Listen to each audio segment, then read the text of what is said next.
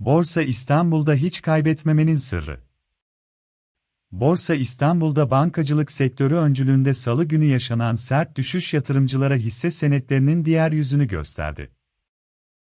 Bu tür düşüşlere alışık olmayan yeni yatırımcılar resmen karalar bağladı.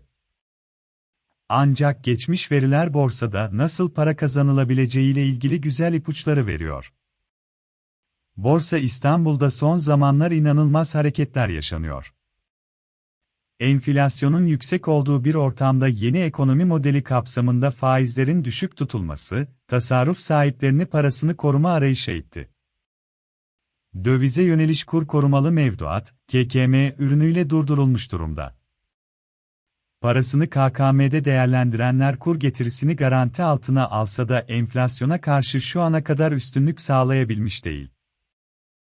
Getiride alt sınırını enflasyon oranına eşitleyenler için ise, hisse senedi ya da hisse fonlarından başka kapı yok. Bankalardan sert fren.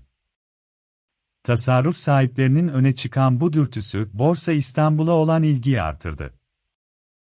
Borsa İstanbul'da yaşanan rekor artışlar da borsa kervanına yenilerinin katılmasını destekledi. Ancak borsaya yeni katılanlar hisse senetlerinin iki yönlü sert fiyat hareketlerine açık olduğuna geçen hafta şahitlik etti. Son haftalarda özellikle bankacılık hisselerinde yaşanan rally, endeksi tarihi zirvelerine taşımış ve birikimi olanların ana gündem maddesini borsa yapmıştı.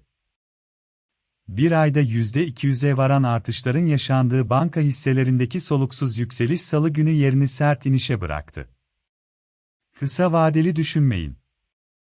Öyle ki Salı günü tavan olan bazı hisseler günü taban seviyeden tamamladı ve satış baskısı sonraki günlerde de etkisini sürdürdü. Bu sayfayı takip edenler geçen hafta banka hisselerinde yükselişin sonuna gelinmiş olabileceğini ve dikkatli olmaları yönünde yaptığımız uyarıyı hatırlayacaktır. Borsaya daha önce adım atmışlar hisse senetlerinin bu tür hareketlerine alışkın. Ancak yeni girenler borsanın diğer yüzüyle de karşılaştı. Sabreden meyveyi topladı. Öncelikle şunu belirtmekte fayda var. Hisse senetlerine yatırım yapacaklar, kısa vadede çok para kazanma hevesinde olmamalı. Borsa uzun vadeli yatırım yapılacak bir pazar. Geçmiş verilere baktığımızda uzun vade düşünenlerin borsada para kaybetmediklerini ortaya koyuyor. Sayfadaki tablo her yıl o aydan 5 yıl önce aynı ay yapılan yatırımın getirisini ifade ediyor. Yani 2002 yılından bu yana borsada aylar itibariyle yapılan yatırımların 5 yıllık getirilerine bakıldığında ne zaman girerse girsin hiçbir yatırımcı 5 yıl sonra ana parasında erime yaşamadı. Bazılarının son zamandaki yüksek enflasyonla getirileri karşılaştırabilir ama geçmiş yıllardaki performanslar getirilerin enflasyonun üzerinde olduğunu gösteriyor. Dolayısıyla hisse senetlerine uzun vadeli yatırım yapanlar sabırlarının meyvesini de topluyor.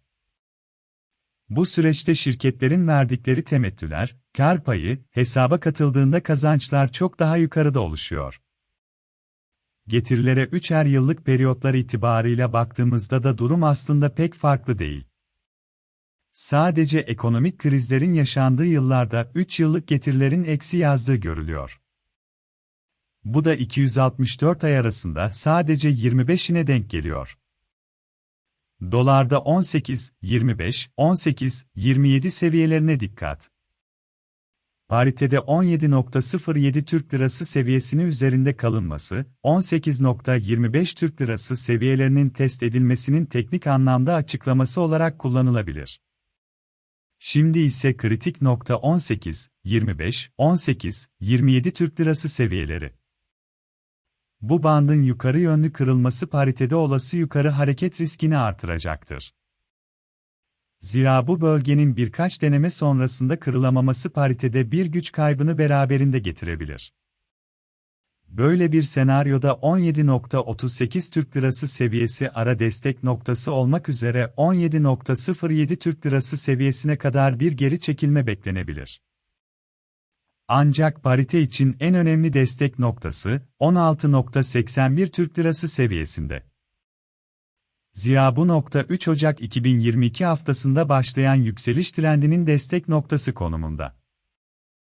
Paritede bir rahatlamadan bahsedilebilmesi için, bu seviyenin altında kapanışlar görülmesi şart. Borsada düşüşe rağmen yükseliş trendi sürüyor.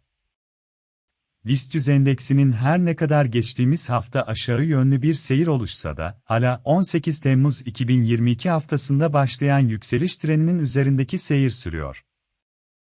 Bu hafta için bu trendin destek noktası 3311 puan seviyesine denk geliyor. Bu trendin destek noktasının altına gelinmediği sürece endekste kısa vadeli trendin yukarı olduğu söylenebilir. Altına hacimli bir şekilde gelinmesi durumunda ise, 2890-2900 bandına doğru bir gerileme riski ortaya çıkabilir. Yukarı hareketin devamı durumunda ise, 3800 puan seviyeleri kademeli olarak da olsa hedeflenebilir. Böyle bir senaryoda 3570 puan seviyesi de ara direnç noktası olarak çalışacaktır.